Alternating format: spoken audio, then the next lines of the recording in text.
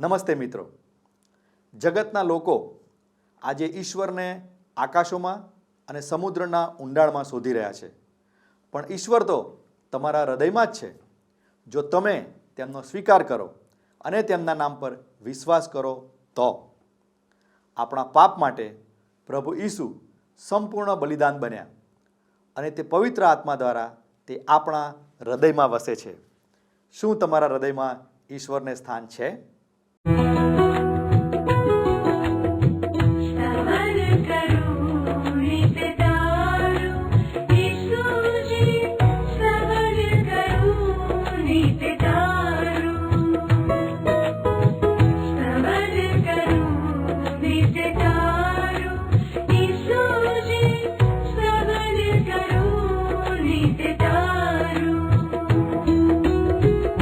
आज सवारे साध सुनी तो महिमा करूं प्रभु तारो,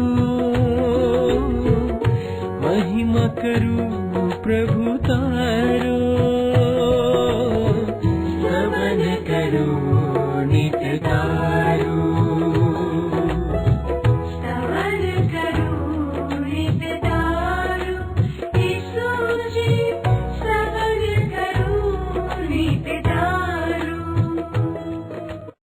કેમ છો દર્શક મિત્રો? તમે હાલમાં સ્તવન કાર્યક્રમ નિહાળી રહ્યા છો અને હું તમારું આ કાર્યક્રમમાં સ્વાગત કરું છું. ઈશ્વરે આપણને કોઈ પણ પ્રાણી કે સજીવ કરતાં ઉત્તમ જીવન આપ્યું છે. આપણે આપણા જીવન વિશે નિર્ણય લઈ શકીએ છીએ. ઘણી વખત આપણા નિયંત્રણમાં રહેતા પ્રાણીઓએ પણ આપણા નિર્ણયોનું પાલન કરવું પડે છે. ઈશ્વરે દરેક માનવીને સ્વતંત્ર ઈચ્છા સાથે પોતાના સ્વરૂપ અને પ્રતિમા પ્રમાણે બનાવ્યો છે. ઈશ્વરે પોતાના મહિમાને માટે આપણને બનાવ્યા છે. ઈશ્વર સાથેનો આપણો સંબંધ તેમને મહિમા કરવાથી સ્થાપિત થાય છે. પરંતુ માનવી પાપમાં પતન પામ્યા બાદ સ્વકેન્દ્રી બની ગયો અને તે કોઈની પણ પરવા કરતો નથી. ઈશ્વરે સૌપ્રથમ તેમનો આશીર્વાદ આપવા માટે પોતાના ખાસ લોકો તરીકે ઇઝરાયેલ પ્રજાને પસંદ કરી, પરંતુ તેઓ ઈશ્વર અને તેમના આપેલા નિયમશાસ્ત્રને અનુસર્યા નહીં. ઈશ્વરે વિશ્વભરની તમામ પ્રજાઓ માટે તેમનો ઉદ્ધારનો આશીર્વાદ ઉપલબ્ધ કર્યો. આજના અભ્યાસમાં આપણે જોઈશું કે આ કેવી રીતે થયું. જે આશીર્વાદ ઇઝરાયલ માટે હતો તે દરેક માનવીને માટે બની ગયો. હાલમાં આપણે રોમનોને લખેલા પત્રનો અભ્યાસ કરી રહ્યા છીએ અને આજે આપણે રોમન 10:1-8 નિયમ અને વિશ્વાસ દ્વારા ઈશ્વરની ઉદ્ધારની યોજના વિશે અભ્યાસ કરીશું. આ પાઠનો મુખ્ય સંદેશો આ છે: જો તું તારે મોઢે ઈસુને પ્રભુ તરીકે કબૂલ કરીશ અને ઈશ્વરે તેમને મુએલામાંથી પાછા ઉઠાડ્યા એવો વિશ્વાસ તારા અંતઃકરણમાં રાખીશ તો તું તારણ પામીશ. ભાલા દર્શક મિત્રો, તો ચાલો આપણો આજનો અભ્યાસ શરૂ કરીએ. હવે મિત્ર, હું માનું છું કે ઈશ્વરના પવિત્ર વચનોના અભ્યાસ માટે તમને ઉત્સાહ હોવાથી મેં તમને વિનંતી કરી હતી ગત સ્તવન કાર્યક્રમમાં એ પ્રમાણે તમે પ્રેમ સંદેશ નામના તમારા પુસ્તકમાંથી રોમન લોકોને લખેલા પત્રનો 10મો અધ્યાય વાંચી રાખ્યો હશે. આજે આપણે એનો અભ્યાસ કરવા માંગીએ છીએ. 10મા અધ્યાયની 1-8 કલમો આજે આપણે જોવાના છીએ. હવે 10મા અધ્યાયમાં આપણને ઇઝરાયેલી પ્રજા માટે, યહૂદી પ્રજા માટે ઈશ્વરનો તત્કાલીન હેતુ જોવા મળે છે. આપણે યહૂદી પ્રજાની વર્તમાન પરિસ્થિતિ જોઈ ગયા છીએ. એ પ્રજા ઈશ્વરથી દૂર થઈ ગઈ છે. આજે પણ એમની એ જ દશા છે. બિન યહૂદી લોકોની જેમ યહૂદી લોકો પણ સત્ય, સનાતન, સર્વસમર્થ, પવિત્ર પરમેશ્વરથી દૂર થઈ ગયા છે. આનું કારણ એ છે કે પુનિત પાવન થવા માટે, ન્યાયી બનવા માટે ઈસુ ખ્રિસ્ત ઈશ્વરના નિયમની પરિપૂર્ણતા છે એ આ લોકો સ્વીકારતા નથી. હવે રોમન લોકોને લખેલા પત્રનો લેખક પ્રેષિત પાઉલ ઈશ્વરની સંપૂર્ણ અને માન્ય ઈચ્છા પ્રદર્શિત કર્યા બાદ માનવીની જવાબદારી પ્રત્યે આપણું ધ્યાન દોરે છે. આ વાત કરવાની શરૂઆત એણે 9મા અધ્યાયના અંત ભાગથી કરી હતી. હવે મિત્ર, તમે મારી સાથે સાથે રોમનોને પત્રના 10મા અધ્યાયની પહેલી કલમ જરા જોશો. અહીં લખવામાં આવ્યું છે, ભાઈઓ, મારા અંતઃકરણની ઝંખના તથા ઈશ્વર આગળ મારી એવી પ્રાર્થના છે કે ઇઝરાયેલ ઉદ્ધાર પામે. યહૂદી લોકો ઈશ્વર પ્રત્યે જવાબદાર છે. તમે સમજ્યા મિત્ર? પ્રભુ ઈસુ ખ્રિસ્તે એમને લૂક અનુસાર શુભ સંદેશના 19મા અધ્યાયની 43 અને 44 કલમોમાં કહ્યું હતું. શું કહ્યું હતું સાંભળો. કે છે, તારા પર એવા દિવસો આવશે કે જ્યારે તારા શત્રુઓ અવરોધ ઊભા કરી તને ઘેરશે અને નાકાબંધી કરશે અને ચારે બાજુથી તને ભીંસમાં લાવશે. તેઓ તારો અને તારા કોટની અંદરના માણસોનો પૂરેપૂરો સંહાર કરશે. તેઓ એકેય પથ્થરને તેના સ્થાને રહેવા દેશે નહીં, કારણ જે સમયે ઈશ્વર તને બચાવવા માંગતા હતા એ સમય તું પારખી શક્યું નહીં. ઇઝરાયેલી પ્રજાની આજે આ હાલત છે મિત્ર. વર્તમાન સમયમાં ઇઝરાયેલની આસપાસની પ્રજાઓ ઇઝરાયેલને દરિયામાં નાખી દેવા તત્પર છે. આવું શા માટે? તમે ચાહે એના ઉપર એ માટે આરોપ મૂકી શકો, પરંતુ આનું કારણ એ છે મિત્ર કે જે સમયે ઈશ્વર ઇઝરાયેલી પ્રજાને બચાવવા માંગતા હતા એ સમયને ઇઝરાયેલી પ્રજા પારખી શકી નહીં. અને એટલે પ્રેષિત પાઉલ કહે છે કે મારા અંતઃકરણની ઝંખના તથા ઈશ્વર આગળ મારી એવી પ્રાર્થના છે કે ઇઝરાયેલ ઉદ્ધાર પામે. હવે પાઉલના આ વિધાનમાં 3 મહાન બાબતો આપણને જોવા મળે છે. પહેલી બાબત છે રોમન લોકોને લખેલા પત્રના 9મા અધ્યાયની 4થી અને 5મી કલમ અનુસાર ઇઝરાયેલ પાસે સાચો ધર્મ પૂરતા પ્રમાણમાં હોવા છતાં એ ઉદ્ધાર પામ્યું નહીં. ઈસુ ખ્રિસ્તમાં ઈશ્વરે તેમના માટે કરેલી મુક્તિ યોજનાને ઠુકરાવી દઈને એ લોકો ઈશ્વર વિરુદ્ધ બંડ કરે છે. માણસ ધાર્મિક હોવા છતાં પણ ઈશ્વરથી દૂર ભટકી ગયેલો હોઈ શકે છે. યહૂદી લોકોની પાસે ધર્મ હતો પણ ન્યાય પણ નહોતું. યહૂદી લોકોની પાસે ધર્મ હતો પણ પુનિત પાવન પણ હતું નહીં. એમની પાસે ધર્મ હતો પણ ઈશ્વર નહીં. બીજી કોઈ પણ પ્રજા કરતા યહૂદી પ્રજા પાસે વિશેષ પ્રમાણમાં ધર્મ હતો અને એમ છતાં એ લોકો ઈશ્વરથી દૂર ખોવાયેલા હતા. પાઉલના હૃદયની ઝંખના એ હતી કે ઇઝરાયેલી લોકો ઉદ્ધાર પામે. મારા અને તમારા હૃદયમાં મિત્ર ક્યારેય આવી ઝંખના થાય છે કે મારો ભાઈ, મારી બહેન, મારી માતા, મારો પિતા, મારી પત્ની, મારો પતિ, મારો પાડોશી, મારો જાતિભાઈ પોતાના દુષ્કર્મોના બંધનોમાંથી, પોતાના પાપોની શિક્ષામાંથી ઉદ્ધાર પામે. પાઉલના હૃદયમાં એના જાતિભાઈઓ માટે જુઓ તમે કેટલો બધો બોજ છે. સ્વયં પ્રભુ ઈસુ ખ્રિસ્તના હૃદયમાં નાશમાં જતા આત્માઓ માટે જે બોજ છે એવો બોજ શું આપણે આપણા જાતિભાઈઓ માટે, આપણા પરિવાર માટે આવો બોજ ધારણ ના કરી શકીએ? બીજી બાબત જુઓ મિત્ર. હવે ઇઝરાયેલનો ઉદ્ધાર શક્ય હતો. જો ઇઝરાયેલનો ઉદ્ધાર શક્ય જ ના હોત તો પાઉલે તેમના ઉદ્ધાર માટે, તેમની મુક્તિ માટે પ્રાર્થના જ ના કરી હોત. એમનો ઉદ્ધાર થાય એ શક્ય હતું. કોણે કદી એવું વિચાર્યું હોત કે મારા પૂર્વજો જેવા ધર્માંધોનો ઉદ્ધાર થઈ શકે? મારા પૂર્વજો અત્યંત ધર્માંધ હતા અને એમ છતાં એ સમયે બીજા કેટલાક લોકો ઉદ્ધાર, મુક્તિ પામી ચૂક્યા હતા. એટલે મિત્ર, ધર્માંધ યહૂદીઓનો પણ ઉદ્ધાર થાય એ શક્ય હતું. હવે ત્રીજી બાબત જુઓ. ઈશ્વર સમક્ષ યહૂદી લોકોનું સ્તર આજે બિન યહૂદી લોકોના સ્તર જેવું જ છે.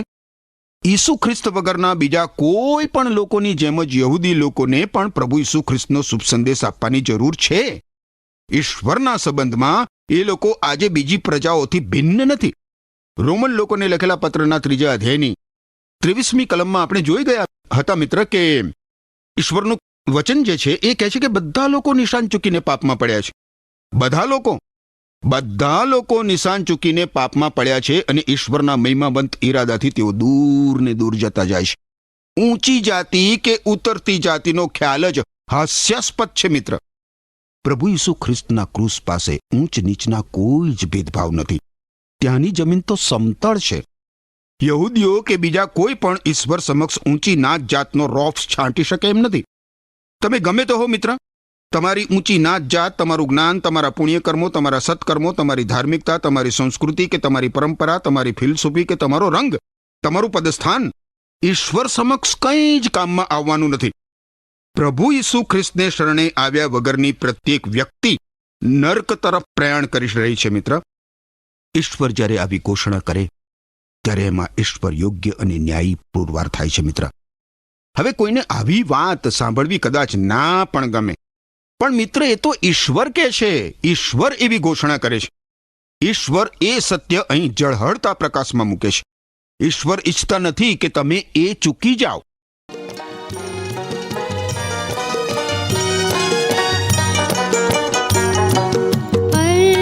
अर्चना करूं यीशु तब अर्चना करूं, अर्चना करूं यीशु तब अर्चना करूं. आप जे तब हाजरी, आप जे तब हाजरी यीशु प्रार्थना करूं, आराधना करूं, अर्चना करूं यीशु तब अर्चना करूं.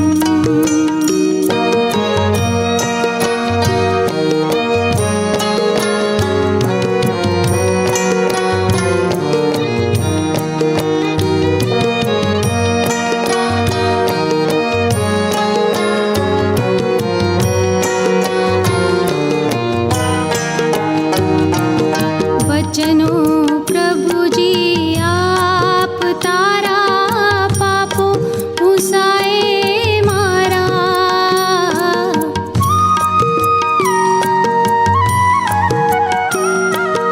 वचनो प्रभुजी आप तारा पापो भूसाए मारा, प्रभु पापो भूसाए मारा, आराधना करूं, अर्चना करूं यीशु तब अर्चना करूं.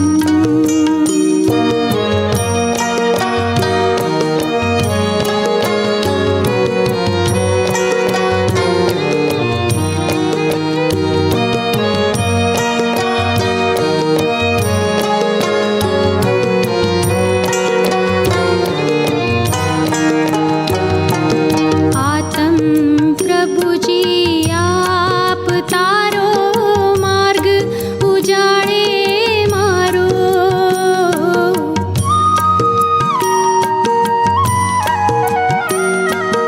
आतम प्रभुजी आप तारो मार्ग उजाड़े मारो, प्रभु मार्ग उजाड़े मारो, आराधना करूं, अर्चना करूं यीशु तब अर्चना करूं.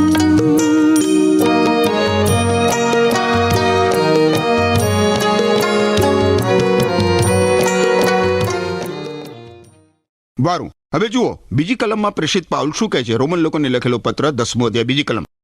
પ્રેષિત પાઉલ કહે છે, હું સાક્ષી આપું છું કે ઈશ્વર પ્રત્યે તેમનો ઊંડો ભક્તિભાવ તો છે, પણ તેનો આધાર સાચા જ્ઞાન ઉપર નથી. મને મિત્ર એવા ઘણા ધાર્મિક સ્થાનોનો ખ્યાલ છે જ્યાં ધર્મના નામે અનેક પ્રવૃત્તિઓ ચાલે છે. મેં અનેક ધાર્મિક સ્થાનોમાં કાલ્પનિક ઈશ્વરો પ્રત્યે ઊંડો ભક્તિભાવ પ્રદર્શિત થતો જોયો છે.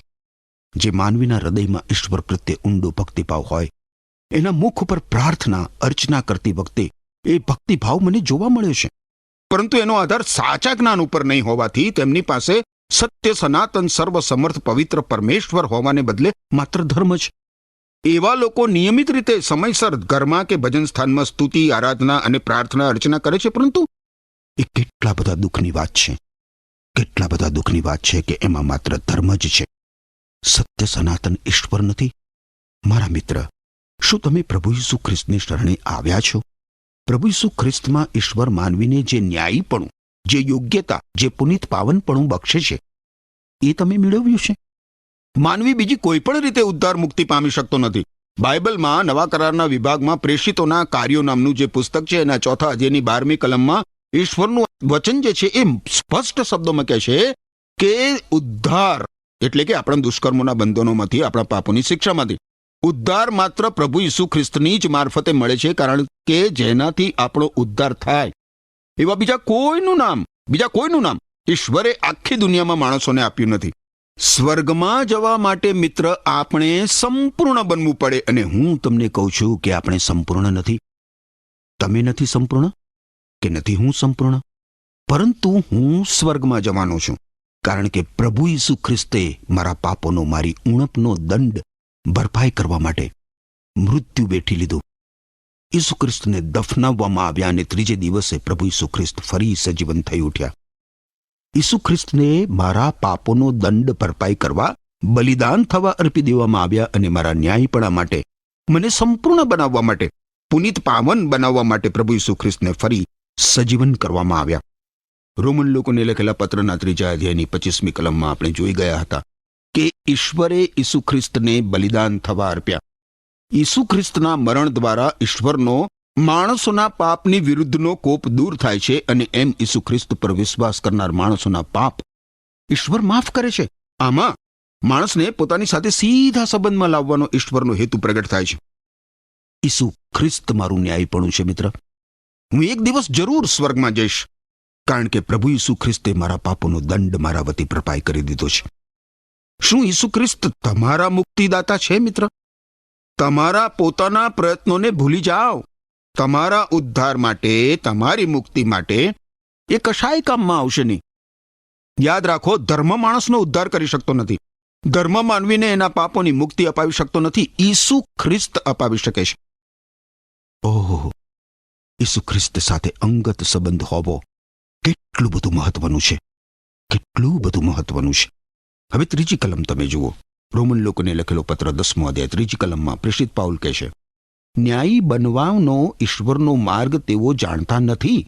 પોતાના માર્ગ ઉપર ચાલતા તેઓ ઈશ્વરના માર્ગને આધીન થતા નથી. આ ઇઝરાયેલી પ્રજાનું ચિત્ર છે મિત્ર, અને આજે મોટા ભાગના ધાર્મિક માણસોનું પણ એ જ ચિત્ર છે. 3જી કલમમાં જોવા મળતી આંતરસૂજની ઉણપ વિશે કોઈકે કહ્યું છે મિત્ર કે એ કેટલી દુઃખદ બાબત છે કે લોકો બાઇબલ વાંચે એમ છતાં એમાંનું મહત્વનું શિક્ષણ સમજવાનું અને પોતાના જીવનને તેનું વ્યક્તિગત અંગત લાગુકરણ કરવાનું જ ચૂકી જાય. બાઇબલમાંના ઈશ્વરના પવિત્ર વચનોનું બૌદ્ધિક જ્ઞાન ધરાવતા હોવા છતાં પણ કેટલાક માણસો એનો આત્મિક અર્થ અને તેનું આત્મિક ચાલક બળ પ્રાપ્ત કરવાનું ચૂકી જાય છે. એ જોઈને કેટલું બધું આશ્ચર્ય થાય છે અને સાથે સાથે કેટલું દુઃખ થાય છે. પોતાના ઘરમાં પોતાની પાસે બાઇબલ રાખનારા ઘણા બધા છે, પરંતુ વર્ષો વર્ષ તેમનું નિરીક્ષણ કરતા તેમનામાં કોઈ જ આત્મિક ઉન્નતિ જણાતી નથી. તેમનામાં કોઈ આત્મિક વૃદ્ધિ થઈ નથી. બાઇબલમાંના ઈશ્વરના પવિત્ર વચનોની કોઈ આંતરસૂઝ તેમણે પ્રાપ્ત કરી હોતી નથી. ધર્મપ્રેમી ઘણા બધા માણસો જાણતા નથી કે મુક્તિ પામવી, ઉદ્ધાર પામવો એનો શો અર્થ થાય.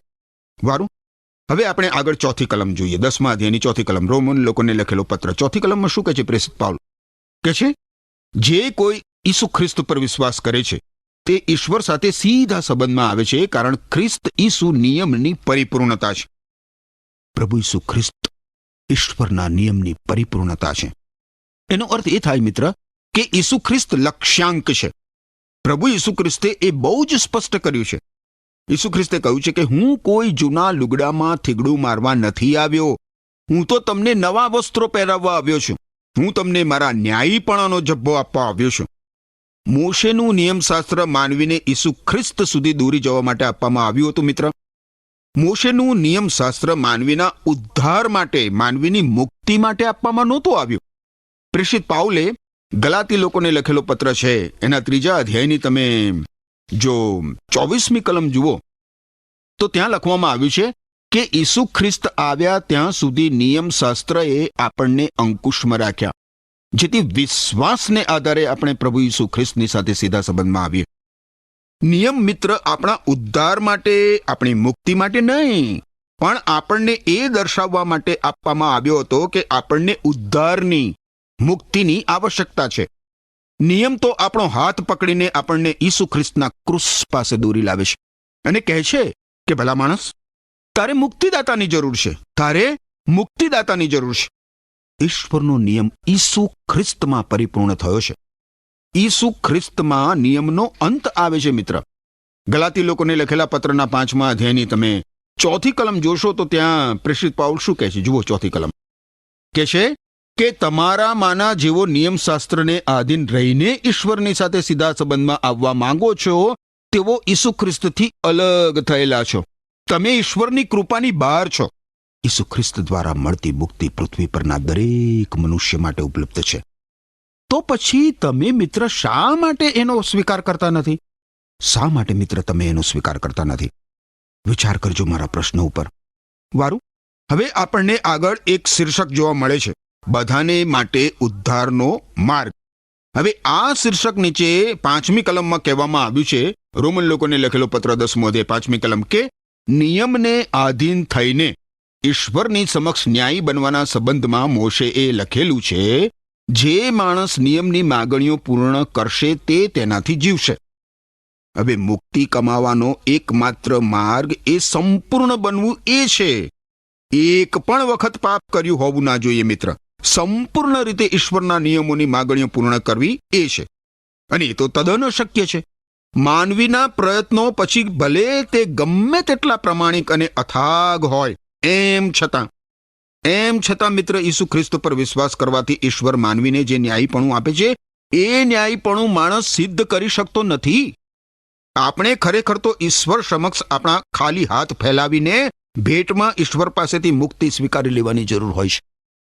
નિયમ પાલન દ્વારા કદાચ કોઈ અમુક પ્રકારનું ન્યાયીપણું સિદ્ધ કરી શકે, પણ એ તો એનું પોતાનું ન્યાયીપણું હોય, ઈશ્વરનું ન્યાયીપણું નહીં. તમારું ન્યાયીપણું મિત્ર ઈશ્વરના ન્યાયીપણાને ક્યારેય આંબી શકે નહીં.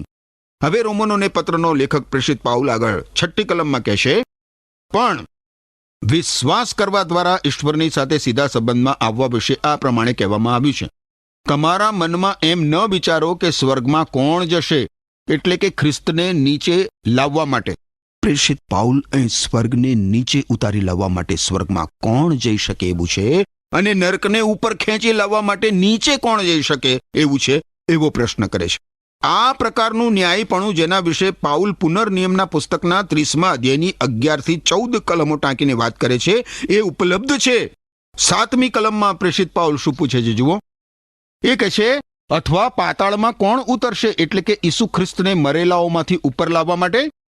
ઈશ્વરનો આ સંદેશ પ્રાપ્ત કરવા તમારે મિત્ર કોઈ પદયાત્રા કરવાની કે ક્યાંય જવાની જરૂર નથી. 8મી કલમ પ્રમાણે એનો અર્થ આ છે, ઈશ્વરનો સંદેશ તમારી નજીક છે. ઈશ્વરનો સંદેશ તમારી નજીક છે, તે તારા હોઠ ઉપર અને હૃદયમાં છે. એ વિશ્વાસનો સંદેશ અમે પ્રગટ કરીએ છીએ. મિત્ર, મુક્તિ અથવા ઉદ્ધાર તમે જ્યાં બેઠા છો ત્યાં જ તમારા માટે ઉપલબ્ધ છે. ઘણા બધા લોકો એવું માને છે કે એ માટે તેમણે યાત્રા કરવાની જરૂર છે, મુક્તિ પામવા તેમણે કોઈ ભજન સ્થાનમાં જવાની જરૂર છે, વગેરે વગેરે. પણ મિત્ર, તમે જ્યાં છો ત્યાં અત્યારે તમે જીવંત ઈશ્વરના પવિત્ર વચનો સાંભળી રહ્યા છો ને, ત્યારે જ તમે છો ત્યાં તમારા માટે મુક્તિ ઉપલબ્ધ છે. પ્રભુ ઈસુ ખ્રિસ્તે સંદર્શનનું જે પુસ્તક છે બાઇબલમાં, નવા કરારના વિભાગમાં છેલ્લું પુસ્તક, પ્રકટીકરણનું પુસ્તક, એના 3જા અધ્યાયની 20મી કલમમાં પ્રભુ ઈસુ ખ્રિસ્ત કહે છે કે હું બારણા આગળ ઊભો છું, હું તમારા હૃદય દ્વાર આગળ ઊભો છું અને એ ખટખટાવું છું.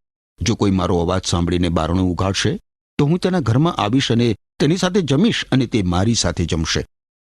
તમે મિત્ર પ્રભુના વચનો, ઈશ્વરની વાણી સાંભળી રહ્યા છો. એ જ સમયે ઈશ્વર તેમને શરણે આવવા આમંત્રણ પાઠવી રહ્યા છે. જો તમને તમારા હૃદયમાં એવી ભાવના થતી હોય કે તમારે ઈશ્વરને શરણે જવું જોઈએ અને તમારા મનમાં ઈશ્વરના હાથોમાં તમારી જાત સમર્પિત કરી દેવાની તમને ઈચ્છા થતી હોય, તો કૃપા કરીને મિત્ર, હવે હું જે પ્રાર્થના કરાવું છું તેવી પ્રાર્થના તમારા પોતાના શબ્દોમાં તમારા હૃદયમાં કરો. પ્રાર્થના કરીએ. ઓ પવિત્ર પ્રભુ ઈસુ ખ્રિસ્ત, હું કબૂલ કરું છું કે હું એક પાપી મનુષ્ય છું. પ્રભુ, મને જ્ઞાન થયું છે, મને ભાન થયું છે કે તમે મારા વતી મારા પાપનો દંડ ક્રૂસ ઉપર ભરપાઈ કર્યો છે. તમે જ મારા મુક્તિદાતા છો. પ્રભુ, હું તમારા શરણે આવું છું. મુજ પાપી ઉપર દયા કરો. મારા પાપોની ક્ષમા આપો. પ્રભુ, મને અનંત જીવન આપો. તમારા જ પવિત્ર નામમાં મારી પ્રાર્થના સાંભળો. ઈશ્વર તમને આશીષ આપો. આમીન. પ્રિય મિત્રો, આજના અભ્યાસમાંથી આપણને નિયમ અને વિશ્વાસ સંબંધી શીખવા મળ્યું. સંત પાઉલની ઈચ્છા એ હતી કે લોકો તેમના મસીહાને સ્વીકારે. સંત પાઉલ એક ફરોશી અથવા ચુસ્ત યહૂદી હતો. સંત પાઉલ ઈશ્વરને ખુશ કરવા ખૂબ જ ઉત્સુક હતા. યહૂદીઓ ઈશ્વરને પ્રસન્ન કરવાનો પ્રયાસ કરી રહ્યા હતા, પણ તેઓ આ બાબતે નિષ્ફળ ગયા. યહૂદીઓએ એવું વિચાર્યું કે ઈશ્વરના તમામ નિયમોનું પાલન તો તેઓ કરે જ છે, તેથી તેઓ ઈશ્વરની સાથે સાચા સંબંધમાં આવી શકશે. કોઈ પણ વ્યક્તિ પોતાના પ્રયત્નોથી ઈશ્વર સાથે સંપૂર્ણ સંબંધ બાંધી શકતી નથી. જ્યારે કોઈ પણ વ્યક્તિ ખ્રિસ્તમાં વિશ્વાસ કરે છે ત્યારે જ તે ઈશ્વર સાથે યોગ્ય સંબંધ બાંધી શકે છે. સંત પાઉલ ભારપૂર્વક કહે છે કે લોકોએ નિયમનું પાલન કર્યું નહીં. ખ્રિસ્ત સિવાય કોઈએ પણ ક્યારેય નિયમનું સંપૂર્ણ રીતે પાલન કર્યું નથી. પરંતુ મૂસાએ સમજાવ્યું કે આપણે વિશ્વાસના વચનોને આપણા હૃદયમાં કે અંતઃકરણમાં માનવાની જરૂર છે. લોકો ખ્રિસ્ત પરના વિશ્વાસ દ્વારા ઈશ્વર સાથે યોગ્ય સંબંધ બાંધી શકે છે. ઈશ્વરને શોધવા માટે આકાશમાં કે સમુદ્રના ઊંડાણોમાં જવાની જરૂર નથી. તેમને કબરમાં પણ શોધવાની જરૂર નથી, કારણ કે તેઓ અગાઉથી જ સ્વર્ગમાંથી માનવ સ્વરૂપમાં નીચે ઉતરી આવ્યા હતા અને તેઓ મૃત્યુમાંથી સજીવન થયા છે. આપણે ખ્રિસ્ત અને તેમના પુનરુત્થાનમાં વિશ્વાસ કરવાનો છે. ઈશ્વર સાથેનો આપણો સંબંધ નિયમ પર આધાર રાખતો નથી, તે ખ્રિસ્ત પર આધાર રાખે છે, જેમણે નિયમશાસ્ત્રને સંપૂર્ણ બનાવ્યું છે. તેમના મૃત્યુ દ્વારા ખ્રિસ્તે લોકોને ન્યાયી બનાવવા માટે નિયમ દ્વારા જણાવેલ દરેક બાબતને પરિપૂર્ણ કરી છે અને તેમના પુનરુત્થાન દ્વારા આપણને પણ નવું જીવન મળે છે. મિત્રો, નવું જીવન પ્રાપ્ત કરવા શું આજે તમે તૈયાર છો? વહાલા દર્શક મિત્રો, જો આજના શિક્ષણ મારફતે આપને આશીર્વાદ મળ્યો છે તો અમને એક ફોન અવશ્ય કરશો. અમે આપના ફોનની પ્રતીક્ષા કરીશું. ઈશ્વર આજે એમનો આશીર્વાદ આપને પૂરો પાડો અને આપના કુટુંબની ઈશ્વર રક્ષા કરો. આમેન.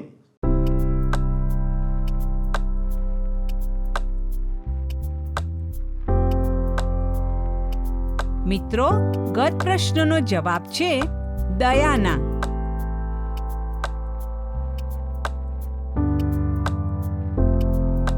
મિત્રો, આજનો પ્રશ્ન છે વચનનું જ્ઞાન હોવા છતાં માણસો શું પ્રાપ્ત કરવાનું ચૂકી જાય છે?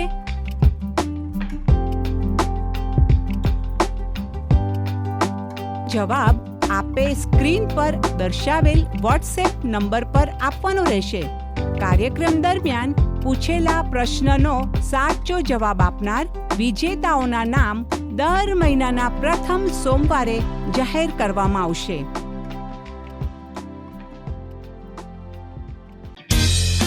શું તમને આ કાર્યક્રમ ગમ્યો? અત્યારે જ અમને મિસ કોલ કરો.